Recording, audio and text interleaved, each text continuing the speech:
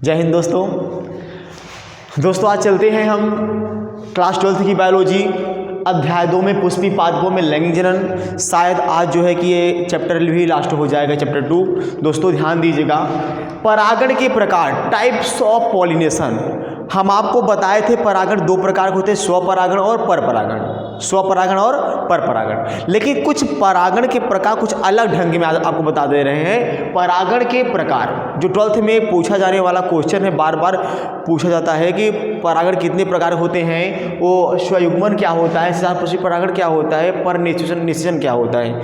तो ध्यान दीजिएगा, इसमें परागण के प्रकार, परागण 3 प्रकार के होते हैं। पहला है इसमें स्वयुग्मन, जिसे हम बोलते हैं आइटोगैमी, और दूसरा है सजात पुष्पी परागण, जिसे हम बोलते हैं जिटनोगैमी, और तीसरा है परनिषेचन, यानी दूसरे के ऊपर निषेचन, इसे बोलते हैं जीनोगैमी।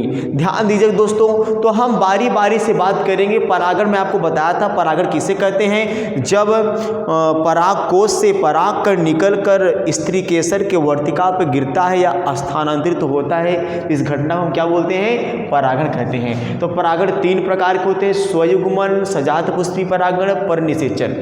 ध्यान दीजिएगा, अब स्वयुग्मन में होता क्या है। स्वयुग्मन में ये होता है द्विलिंगी पुष्पों में होता है, अर्थात कहने का मतलब है कि यदि किसी पुष्प में नर जननांग मादा जननांग दोनों पाया जाता है, उसी पुष्प को हम क्या बोलते हैं, दोलिंगी बोलते हैं। तो ये दोलिंगी में जो स्वयुग्मन यानी जो स्वयं से दोनों युग्मकों का मिल जाना, इसे हम क्या बोलते हैं, स्वयुग्मन कहते हैं। ये द्विलिंगी पुष्पों में होता है दोस्तों, ध्यान दीजिएगा।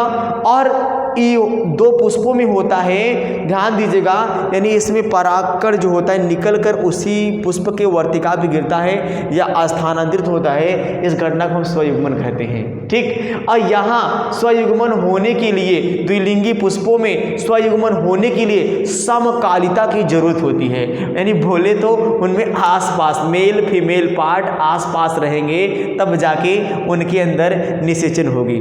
ठीक, जैसे कि हम हैं, कोई और है, अगर आसपास हैं तो क्या होता है, उसे कहते हैं समकालिता। ठीक है, तो यहाँ पे जैसे कि यहाँ मेल पार्ट है और यहाँ फीमेल पार्ट है एक ही में। जैसे ये मेरा हाथ है तो हाथ में इधर फीमेल पार्ट है, इधर बीच में ये जो मार्कर है ये फीमेल पार्ट है, ये जो अंगुली है हमारा क्या है, मेल पार्ट है। तो समकालिता, उसी प्रकार यहाँ है समकालिता की जरूरत होती है, अर्थात नज़दीक आसपास होनी चाहिए। मेल और फीमेल पार्ट, नर जननांग और मादा जननांग एक ही पुष्प में अर्थात आसपास होनी चाहिए, उसे बोलते हैं समकालिता की जरूरत होती है। और तीसरी बात क्या होती है इसमें स्वयुग्मन में, परागकोश एवं वर्तिका एक दूसरे के पास होता है।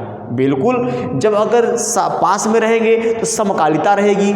और देखते हैं इसका उदाहरण, ये जो उदाहरण स्वयुग्मन किस में होता है, तो वायोला में होता है, कोमेलिना में होता है, आक्जेलिस में होता है। तो दोस्तों चलते हैं, दूसरा हमारा जो हेडिंग बन रही है सजात पुष्पी परागण। ये क्वेश्चन पूछे भी जाते हैं शॉर्ट फॉर्म में, सजात पुष्पी परागण, इसे बोलते हैं जिटनोगैमी। ये एक लिंगी पुष्प में होता है, अर्थात मेल और फीमेल पार्ट बिछड़े हुए होते हैं, दूर दूर होते हैं, अर्थात नर जननांग अलग पुष्प में होता है और मादा जननांग होती है वो अलग पुष्प में होती है। तो ये दोनों दूर दूर होते हैं, बिछड़े होते हैं। तो सजात पुष्पी परागण मतलब कि कहने का मतलब ये है कि सजात पुष्पी परागण ये एक लिंगी पुष्प में होता है। ठीक, या तो मेल हो और या तो फीमेल हो। परागण होता है, पर परागण होता है, ये एक प्रकार जैसे देखिए, जैसे स्वयुग्मन होता है वैसे स्वपरागण होता है, जैसे सजात पुष्पी परागण होते हैं वैसे पर परागण होता है। तो ये पर परागण जैसा होता है। इसमें सजात पुष्पी परागण में एक कारक अर्थात एजेंट की आवश्यकता होती है, यानी जो पर परागण होता है, भौरे की बात कर लूँ, मनुष्य की बात कर लूँ, या कोई कीट पतंगे की मैं बात कर लूँ, तितलियों की मैं बात कर लूँ, तो ये जब तितली जब तक ये दूसरे परागकण को दूसरे स्थान पर पहुँचाएंगे नहीं, दूसरे फीमेल पर पहुँचाएंगे नहीं, उस प्रकार से ये सजात पुष्पी परागण नहीं होगा। जैसे कि यहाँ पे एक पुष्प ये हो गया, एक पुष्प ये हो गया। ठीक, अब एक पुष्प ये हो गया, एक पुष्प वो हो गया। अब ये दो पुष्प हो गए, ये पुष्प मेल हो गया और ये पुष्प फीमेल हो गया। ठीक, तो अब ये मेल फीमेल पुष्प है, तो इनके अंदर मेल वाला पार्ट इस फीमेल के ऊपर कैसे जाएगा, तो एक एजेंट लेके जाता है, एक कारक लेके जाता है। भाई देखो, अगर कोई LIC अगर जीवन बीमा अगर आपने ओपन किया है तो कोई जीवन बीमा की एजेंसी आपके पास नहीं जाएगी, वो एजेंट बना के आप सबके पास तक भेजेगी। उसी प्रकार ये भी है कि जैसे कि यहाँ एजेंट जो होते हैं, ये जो फूल है, फूल में कोई भंवरा बैठता है और बैठकर वो तो बैठता है रस चूसने के लिए, शहद को बनाने के लिए, लेकिन उसको क्या मालूम कि मेरे पैर में परागण लग जाएगा। फिर क्या होता है, उसके परागण को ये लेकर क्या होता है दूसरे पुष्प पे, जब वो दूसरे पुष्प को देखेगा यहाँ पे परागण जो होता है कि वो जो होता है वो परागण को लेने के लिए फिर जाएगा, तो उसके प्रकार इसका परागण जाके उस महिला वाले पार्ट पर, फीमेल वाले पार्ट मादा जनांग पर गिर जाता है और हो जाता है निषेचन। इसको बोलते हैं सजात पुष्पी परागण या परपरागण। तीसरा है पर निषेचन, ये नाम में बड़ा प्यारा सा है, पर निषेचन, दूसरे के ऊपर निषेचन, यानी बोले तो पर निषेचन।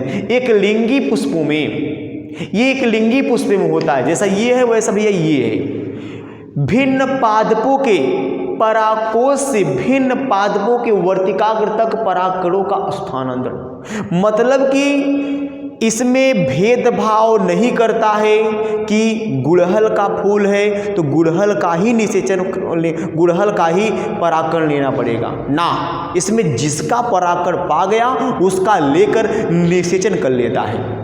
ठीक है, तो उसको बोलते हैं पर निषेचन, दूसरे के ऊपर निषेचन। जैसे ये मेरे दो हाथ हैं, एक हाथ में मान लीजिए सरसों का पौधा हो गया और एक हाथ में गुड़हल का, तो गुड़हल का परागण आकर इस सरसों में पड़ सकता है, एग्जाम्पल होता है, लेकिन पर सरसों में गुड़हल के बीच में कोई संबंध नहीं होता है, ऐसा इनके बीच नहीं हो सकता है। ये कुछ पौधों में हो सकता है, अजीब प्रकार के पौधे होते हैं। तो भिन्न पादपों के परागकोश से भिन्न पादपों के वर्तिका तक परागणों का स्थानांतरण होता है।